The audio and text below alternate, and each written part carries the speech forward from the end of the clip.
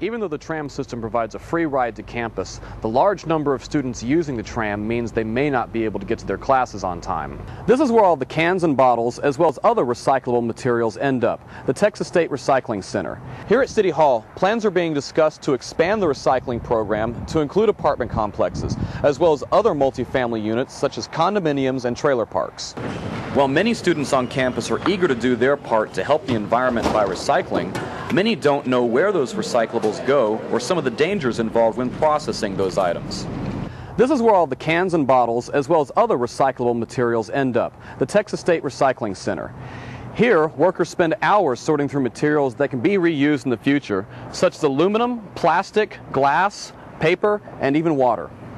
Probably on an average day, we probably recycle about 5 to 15 gallons worth of just reusable water, you know, clear, pretty good water that's just wasted every day. The water is used to water plants and clean tools at the center.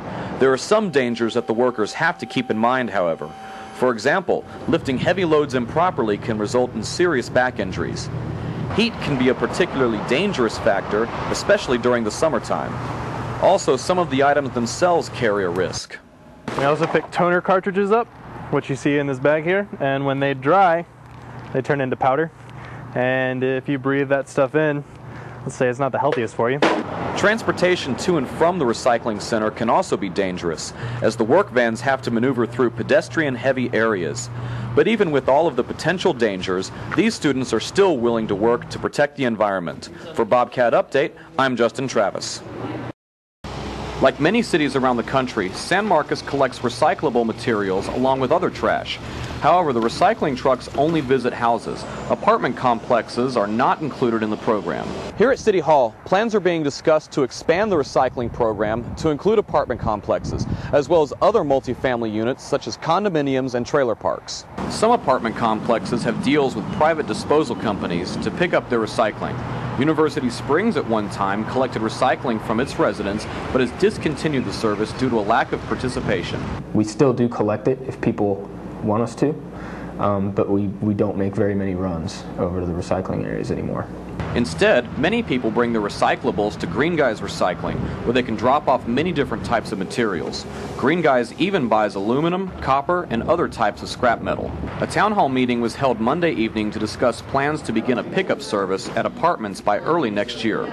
So we've had presentations from other towns, municipalities, to tell us how they do it so we can maybe learn by their mistakes.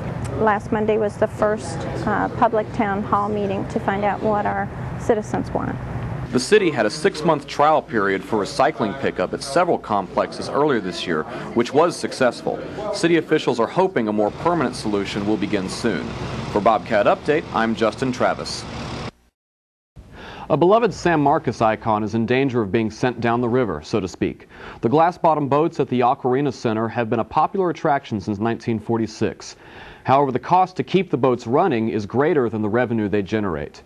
The University Star reports that educational tours at the Aquarina Center, along with the boat tours, provide some funds, but not enough to cover the annual $60,000 cost to maintain the boats. Glass-bottom boat tours are $9 for adults, and students pay only half price. Authorities in North Carolina are questioning a police officer after the shooting death of a college student in a dorm room. The police officer is also a student at Mid-Atlantic Christian University. The victim, sophomore Jonathan Shipper, was apparently shot with a semi-automatic handgun. The medical examiner has ruled Shipper's death a homicide. Officials say the shooting came after a dispute between the two men. The officer, whom investigators believe shot Shipper, has been put on administrative leave, but not yet arrested.